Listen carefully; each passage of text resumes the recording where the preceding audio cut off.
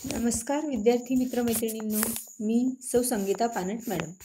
आज आपण 8.3 सहाय्यक आहा या पाठातील 8.3.4 हा भाग अभ्यासणार आहोत। यात आपल्याला सह आणि विना ही दोन अव्यये बघायची आहेत। प्रथम अव्यय म्हणजे काय ते बघा। जो शब्द कोणत्याही लिंगात, कोणत्याही विभक्तीत व कोणत्याही वचनात बदलत नाही त्याला अव्यय असे म्हणतात। अव्यये अनेक आहेत। आज आपण सह आणि विना ही दोन अव्यये अभ्यासणार आहोत। सह आणि विना हे आपण नेहमी तृतीय विभक्ती सोबतच वापरतो। येथे 8.3.4 मध्ये सह हे अव्यय दिलेलं आहे। म्हणजे सह म्हणजे सोबत किंवा बरोबर। आता पहिल्या चित्राकडे बघा। ह्या चित्रातील आपल्याला काय दिसतंय? ह्या चित्रामध्ये दोन मुलं खेळताना दिसत आहेत, हो की नाही? मग त्या चित्राखाली लिहिलंय मंदारः निनादेन सह खेलती। काय लिहिलंय? मंदारः निनादेन सह खेलती। येथे मंदार नावाचा जो मुलगा आहे तो निनाद सोबत खेळतो आहे। आता बघा, आपण निनाद सोबत असं लिहिलं आहे। मग मराठीमध्ये जिथे जिथे सोबत लिहिलं असतं तिथे संस्कृतमध्ये तृतीय विभक्ती वापरतात। म्हणजेच आपलं काय वाक्य आहे बघा, मंदारः निनादेन सह खेलती। म्हणजेच सहच्या आधी जो शब्द आला आहे त्या शब्दाची तृतीय विभक्ती येथे आपण वापरली आहे। येथे निनादः हा पुल्लिंगी शब्द आहे, तो देवप्रमाणे चालणार। म्हणजेच देव या अकारांत नामाचं तृतीय एकवचन जसं देवेन होतं तसं निनादःचं निनादेन असं होतं। म्हणून आपलं वाक्य आहे मंदारः निनादेन सह खेलती। म्हणजेच मंदार निनादच्या बरोबर खेळतो। आता पुढचं वाक्य बघा। पुढच्या चित्रात आपल्याला काय दिसतंय? मॅडम दिसत आहेत आणि एक विद्यार्थिनी दिसते आहे। ह्या काहीतरी वाचताना दिसत आहेत आपल्याला। मग चित्राखाली आपल्याला वाक्य दिलेलं आहे। काय दिले वाक्य बरं? शिक्षिका छात्रयासह श्लोकम पठती। म्हणजेच मॅडम विद्यार्थिनी सोबत श्लोक वाचत आहे। आता इथे छात्रयासह असं म्हटलेलं आहे। छात्रयासह म्हणजेच विद्यार्थिनी सोबत। छात्रयाचा मूळ शब्द छात्रा असा आहे। छात्रा हा शब्द मालाप्रमाणे चालतो। स्त्रीलिंगी शब्द आहे ना तो, त्यामुळे मालाप्रमाणे तो चालतो। माला या आकारांत स्त्रीलिंगी नामाचे तृतीय एकवचन मालया होते, त्याप्रमाणे छात्राचे तृतीय एकवचन छात्रया असं इथं झालेलं आहे। शिक्षिका छात्रयासह श्लोकम पठती। म्हणजेच काय, शिक्षिका विद्यार्थिनी बरोबर श्लोक म्हणतात। आता तिसरं चित्र बघा। काय दिसतंय तिसऱ्या चित्रात आपल्याला? दोन मुली पुस्तक वाचताना दिसत आहेत। चित्राखाली वाक्य दिलंय नीला मोहिन्यासह पुस्तकम पठती। म्हणजेच काय, नीला मोहिनी बरोबर पुस्तक वाचते। येथे मोहिन्या का झालंय बरं? बघा, सहच्या आधी मोहिनी हा शब्द आहे।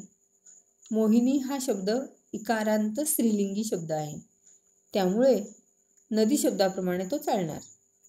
नदीचं जसं तृतीय एकवचन नद्या होतं तसं मोहिनीचं तृतीय एकवचन मोहिन्या झालेलं आहे। म्हणूनच म्हटलं आहे नीला मोहिन्यासह पुस्तकम पठती।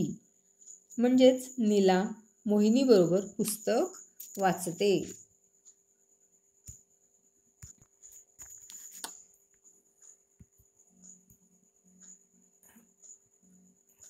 मित्रांनो, संस्कृतमध्ये सह आणि विना ही अव्यये जिथे असतील तिथे तृतीय विभक्ती वापरतात।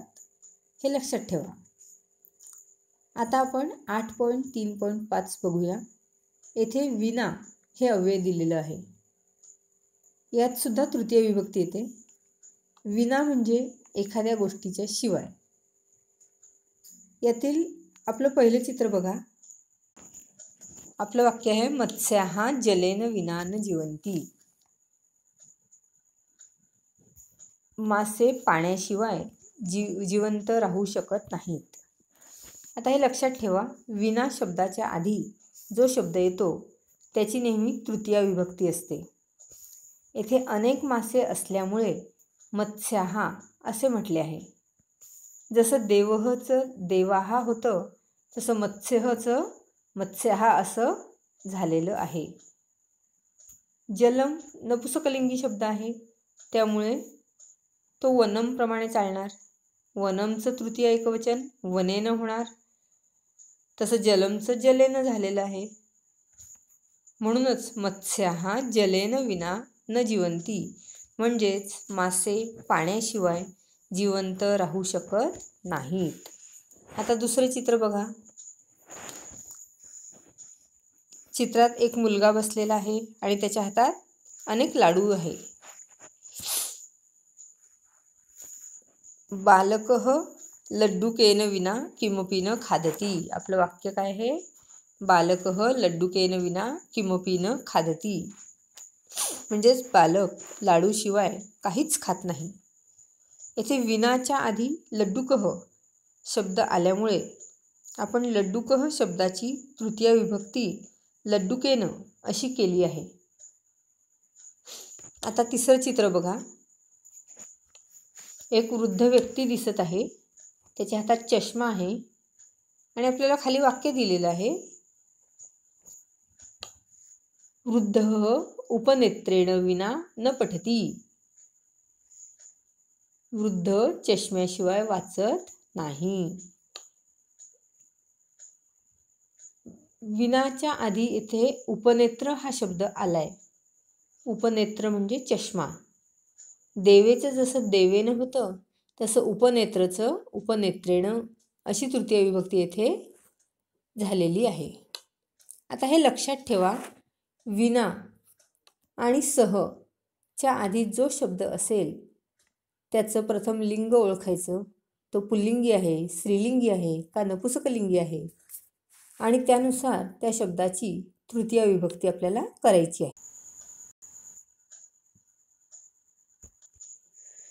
बघा, आता आपण कृती बघूया. शिक्षकः छात्रान् प्रश्नं पृच्छति. म्हणजे शिक्षक विद्यार्थ्यांना प्रश्न विचारतात. पहिला प्रश्न आहे, त्वं केन सह लिखसि. तू कशाने लिहितोस? समजा तुम्ही अंकनीने लिहित असाल तर तुम्ही सांगायचं अहम अंकन्या सह लिखामी. पुढचा प्रश्न आहे, त्वं केन सह क्रीडसि. अहम कंदुकेन सह क्रीडामि. त्वं केन सह खादसि. अहम हस्तेन खादामि. हे नेहमी लक्षात ठेवा. आपण जेव्हा स्वतःबद्दल उत्तर देणार असू तेव्हा आपण कर्ता म्हणून अहम वापरतो आणि क्रियापदाला मी हा प्रत्यय लावतो. उदाहरणार्थ खादामी, लिखामी, पठामी, वदामी, पिवामी इत्यादी. जेव्हा त्वमने प्रश्न विचारला असेल तेव्हा सी हा प्रत्यय लागतो. म्हणजेच लक्षात आलं का तुमच्या? कर्त्याप्रमाणे आपल्याला क्रियापद वापरावे लागते. मित्रांनो, 8.3.3 मधील तिसरे चित्र आपले राहून गेले आहे. त्या चित्राकडे बघा.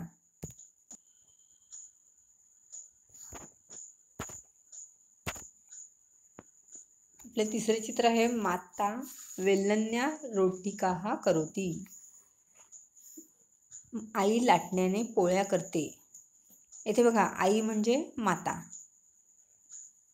वेल्लन्नी म्हणजे लाटणे, आणि वेल्लन्नी हा शब्द इकारांत आहे म्हणजे तो नदीप्रमाणे चालणार.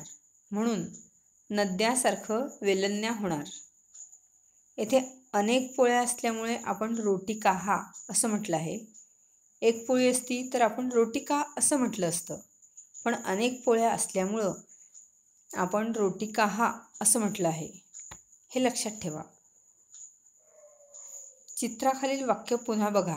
माता वेलन्या रोटिकाः करोती. म्हणजेच काय? आई लाटण्याने पोळ्या करते. मित्रांनो, चित्राखालील सर्व वाक्ये आणि कृती वहीत 2 वेळा लिहा आणि वेळच्या वेळी पाठांतर करा. जयतु संस्कृतम वदतु संस्कृतम.